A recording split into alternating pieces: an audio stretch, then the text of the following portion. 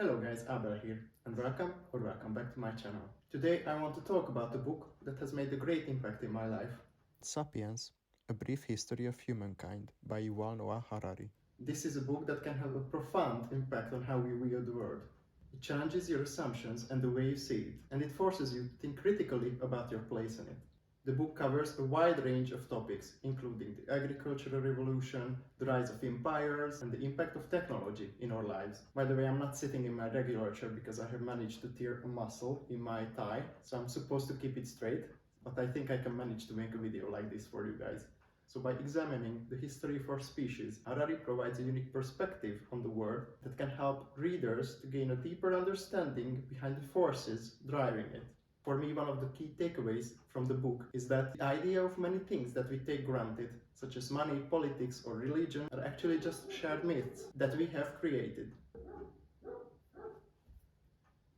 Enabled us to cooperate and build societies that are so complex that has never seen before. But it has also led to many of the problems we face today. By reading Sapiens, I can promise you that you will gain a deeper understanding of the world around you, and it will challenge many of your views. You will be also challenged to think critically about your own beliefs and assumptions, which can be a powerful tool for personal growth as well. It will have many uncomfortable truths, but this is the key strength of this book, so don't be afraid of it. Overall, I highly recommend this book to anyone who is interested in anthropology, history, or just wants a deeper understanding about the world around them. It's a thought-provoking read that will challenge you to think differently. So if you are looking for a book that will broaden your horizons and leave you with a new perspective on life, pick up a copy of Sapiens today. Spoiler alert, starting from now, I will give an overview of the book and my key takeaways that really struck me. So humans, speaking of biological terms, evolved around 2.5 million years ago. This is not the Homo sapiens we are today, but earlier human species. That's why the book is called Sapiens, not Homo sapiens. In these times, humans were not an apex predator at all. Sometimes we imagine our forager ancestors like hunters that were preying on mammoth, but this was way later on. Our forager ancestors were rather the prey than the hunter, and for me it's a really interesting fact that it can be presumed that the first stone tools that we have created were rather to open up bones than to kill other animals. This is due to the fact that we were so low in the food chain that this is all we could get. So this was rather the case. Apex predators took a prey and they ate the best stuff. Then came smaller animals, and when there was nothing left, that was the time when humans dared to go close. The only leftover was bone marrow, which they could only get with stone tools. Fun fact. Gossiping dates back to the early days of humans. It was a matter of life and death. It served as a tool to determine who can be trusted in a group and who means a threat. Survival meant group survival, and gossiping was a way to make sure that everyone was in check. For hundreds of thousands of years, our place in the food chain remained. We were animals with no significance. But then came the cognitive revolution, and it changed everything. This was the first revolution in human history. The other two are agricultural and scientific, and I will talk later on about them. This cognitive revolution is also the time when Homo sapiens, us, has evolved. We did not have any significant physical advantage over the 6 other human species alive back then. Our advantage resided in our brains. And about 70,000 years ago, human cultures began to shape. The invention of fire and cooking have opened a way for evolution of smaller intestinal tract and larger brains. Our brains has also led us to cooperate on a social and way bigger level than before. This is because of our language and unique communicational skills. Our language enabled us to talk about things that are not real. With this ability, we could come up with fictions. Harari calls these imagined realities, which enabled us to work towards a common goal, something we have imagined together. It's a fugazi, it's a fugazi, it's a vazi, it's a woozy, it's fairy dust, it doesn't exist. Sorry for that. So these imagined realities has enabled us to cooperate on a way bigger level. Up to these days, biologically, humans can make up to around 150 acquaintances. But with these imagined realities, we can work towards a common goal in hundreds of thousands or millions in one group. Bees can also cooperate, but the method is rather rigid, and they can only do with relatives. To make this easier to understand, think of common myths such as politics, law, religion, which exists only in our minds. and you can instantly understand how collective imagined realities bind us together. An interesting and unpopular fact that Harari also calls human rights, feminism, equality to be also imagined, because these have no biological or physical reality. He doesn't say that these are bad, only that they do not exist outside of our common delusion. With cognitive revolution, we quickly became the deadliest animal on the planet. With cooperation, from now on, we were able to prey large mammals. With the fact that we also started to spread around the globe, this was bad news to other animals. Humans preyed on them, and we made many species extinct, including our own brothers, because we killed the other 6 human species alive in that day. Around 10,000 years ago, we were the only sapiens left alive. The most famous other human species were the Neanderthals. There are 2 theories how we drove them to extinction. The kinder one is interbreeding theory, which says that we made common offsprings, and modern humans are a mix of Neanderthals and Homo sapiens. There is DNA evidence that Neanderthal genes has been mixed up with Homo sapiens, but it is so minor that there must be another explanation. Harari argues that they were too familiar to ignore, but too different to tolerate, and we took their place. But it was not purposeful annihilation, but it was the outcome of the spreading of Homo sapiens. We were spreading around the globe, and they could not keep up. If Homo sapiens needed a new territory, they took it for Neanderthals. They were no match to our cooperation skills.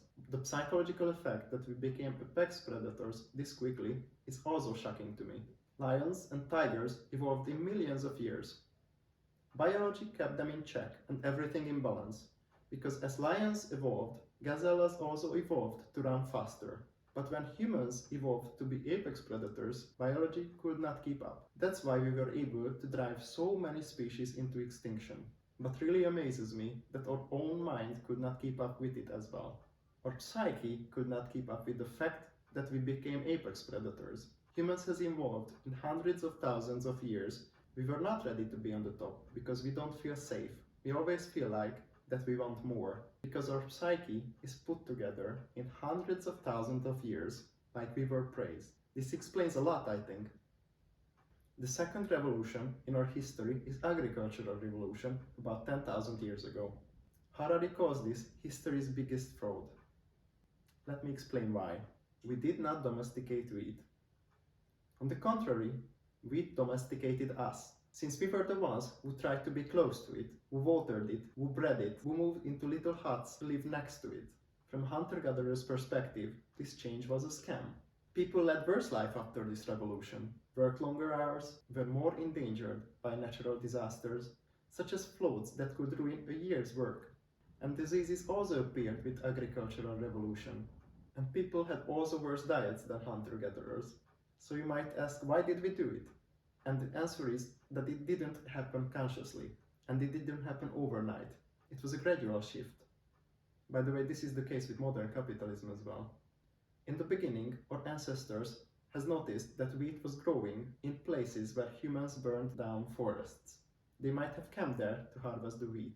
After a while, they also noticed that wheat started to grow where they dropped some before. The next generation might have purposefully planted wheat. And the next generation might have came up with the idea that watering it yielded better. Over a few generations, they might have settled. And why is there no turning back? Because agriculture let people multiply more.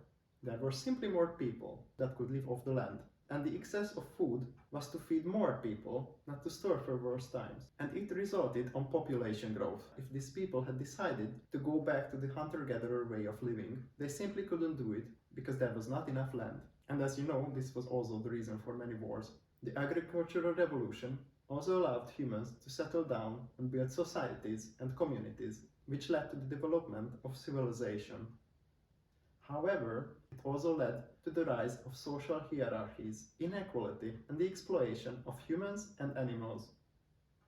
The next part of the book is about the unification of humankind. Harari argues that this unification was the result of the shared myths that we have created over time, such as money, religion, and politics. These myths has enabled us to cooperate and build societies, but they also led to many of the problems we face today. Harari argues that money is purely mental, but a very powerful human invention. By showing that any object can serve as money, as long as people agree on its value. Harari also writes a lot in this book about how religions spread, how Christianity was the first religion that wanted to convert others to share the same belief. In ancient forager societies, we also had religion, but this was rather local and no one wanted to spread it. They, for example, believed that objects had souls, which is called animism. A European forager did not go on a crusade to the Middle East to convert other people from there, to share his own belief that a specific rock gave prosperity to him.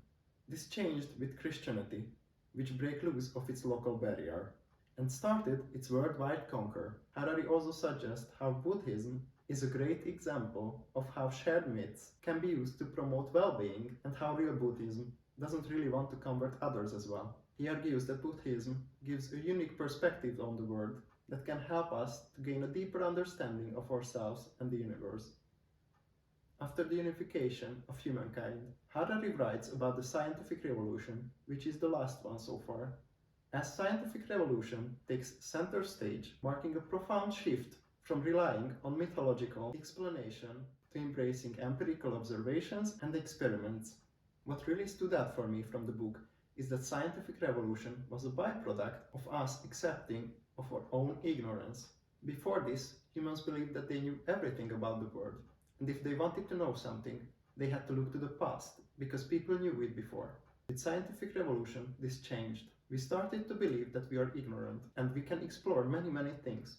We did not accept anymore that a disease cannot be cured, and we were in God's hands. The acceptance of our collective ignorance became the driving force, fostering a culture of curiosity and scientific inquiry. With these scientific inventions, we started to believe that we can better our lives. Before this was not the case. Humans believed that human life cannot be bettered. But now let's forward a little bit to the capitalist revolution, where individualism takes a spotlight. This is a part of the book that really shook me as well, because this capitalist revolution reshaped traditional family and community structures. It was a shift that challenged the glue that once held societies together. In the past, for example, if you needed something, first you went to your family. If you were sick, if you wanted to marry, build a house, you went to your family. If your family couldn't help, you went to your community. So everything stayed local. But now, if you want to build a house, you go to a construction company. If you want to divorce, you go to a lawyer. Capitalism offers you that you can do everything on your own. That's how individualism became. And this is also the reason why many people feel alienated today, because family and communities lost its center stage in our lives. But back to the capitalist revolution. What really amazes me is that this is the way how European culture became the culture of the globe. Through capitalism, European countries conquered the world, even though they were scientifically lacking behind, for example, the Chinese. But because European people believed in capitalism and that they could grow by getting new territories, new lands, conquering new areas, they financed it and conquered over the world. It doesn't matter that the Chinese were scientifically more evolved. They did not want to conquer America, for example. And this is the way how European countries became the ones that colonized the world and spread their own culture, institutions, and way of thinking.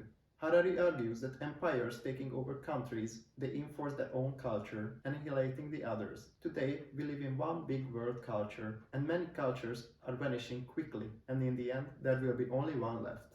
In the last parts of the book, Harari writes about the future and what might lay ahead of us. He explores biotechnology, artificial intelligence, and the ongoing unity of humankind.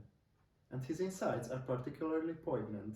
The acceptance of ignorance guides us to uncharted territories, encouraging a humble recognition of what we have yet to discover.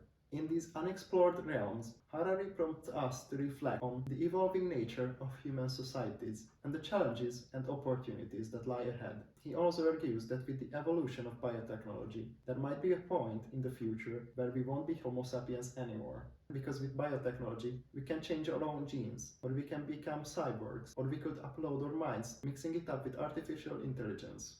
The opportunities are endless, and there might be a point where we create a superhuman. These are of course fictions, but he makes a good point that the evolution of science became so quick that our societies can hardly keep up with it. Ice cream. In conclusion, Sapiens is not just a historical account. It's a narrative that challenges our thinking, encouraging us to critically examine our beliefs. The acceptance of ignorance, far from being a weakness, emerges as a catalyst for progress, from the cognitive revolution to the scientific one. Harari's work serves as a powerful reminder that our shared myths and imagined realities have been the architects of our world, compelling us to think differently about our place in it. So if you are looking for a thought-provoking read that challenges the way you see the world and challenges your perceptions about it, I highly recommend to read this book. It's a book with a journey that will leave you pondering the intricacies of our past, present, and the possibilities of the untold future. See you soon.